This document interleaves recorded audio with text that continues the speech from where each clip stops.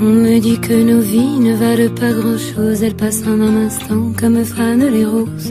On me dit que le temps qui glisse est un salaud, que de nos chagrins il s'en fait des manteaux. Pourtant quelqu'un m'a dit que tu m'aimes encore. C'est quelqu'un qui m'a dit que tu m'aimes encore. Serait-ce possible alors?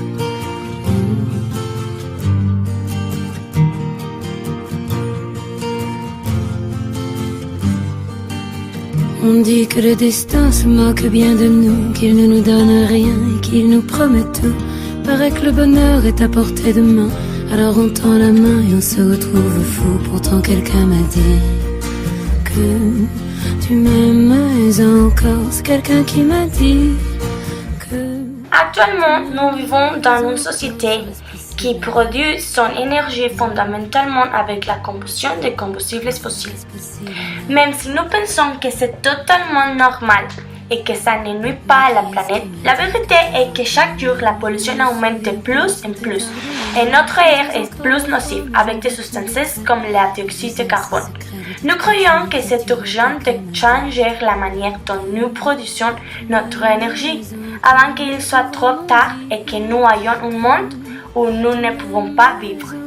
Serait-ce possible alors? Premièrement, nous devons accepter la réalité du réchauffement global, qui est chaque jour plus grave en raison de l'effet de serre. Aujourd'hui, les niveaux de concentration d'émissions polluantes sont plus hauts que les enregistrés pendant les derniers 800 000 ans.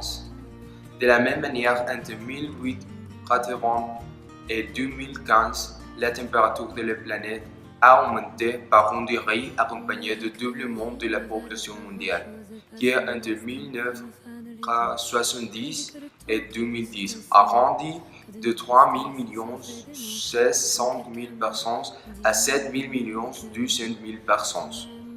Encore, c'est quelqu'un qui m'a dit que tu m'aimes encore. Serait-ce possible alors? Le groupe d'experts intergouvernemental sur l'évolution du climat est sûr que si nous ne changeons pas notre manière de vivre, à la fin du siècle, la température sera entre 4 et 5 degrés plus chaud que maintenant.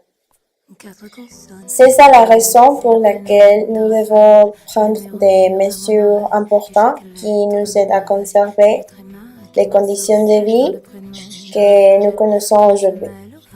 Nous souhaitons avec des villes où la voiture soit le moyen de transport le moins utilisé, en évitant l'émission de dioxyde de carbone et en faisant un environnement urbain plus agréable. Pour ça, c'est urgent de renouveler nos habitudes générales et les transformer pour être plus respectueux avec l'environnement et la biodiversité. Indépendamment que si nous sommes conscients des dégâts que nous faisons à la planète, nous croyons que c'est le temps de changer les façons de produire les énergies. C'est 2017 et il y a beaucoup de nouvelles manières de produire l'énergie différentes que la combustion des combustions fossiles. Particulièrement à notre pays, nous pourrions commencer à produire de plus en plus de l'énergie éolienne et hydraulique et construirons des barrières qui nous permettent de laisser de consommer l'électricité qui pollue. Une autre solution qui est totalement réalisable au Mexique est l'utilisation de gaz naturel comme combustible pour voitures. Une mesure qui a été déjà mise en œuvre à Guadalajara à quelques routes de transport public qui génèrent 70 moins d'émissions qu'un bus qui utilise un combustible obtenu de pétrole. Nous ne devons jamais oublier non plus que le pétrole est une ressource non renouvelable et dans le moment qu'il n'y a plus, nous devrions inventer de nouvelles manières de nous transporter. Pourquoi ne pas commencer maintenant? Finalement, nous voudrions seulement vous rappeler que nous avons seulement une planète et que si nous ne changeons pas, il ne faudra pas beaucoup de temps pour que nous ne puissions pas l'habiter. Nous devons faire face au problème maintenant, avant qu'il soit très tard et qu'il n'y ait rien à faire. Nous vous invitons à changer vos habitudes de vie, les façons de vous transporter, et d'être plus mesuré par rapport à la quantité d'électricité que nous utilisons.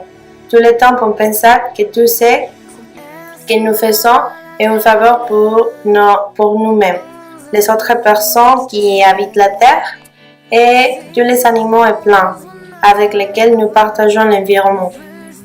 Nous ne devons pas laisser l'opportunité de faire un changement important pour aider aussi aux générations futures qui auront un gros problème si nous continuons à polluer sans penser que nous sommes en train de nuire notre propre maison. Son regard de velours, quand il se penche, mes nuits sont blanches et pour toujours.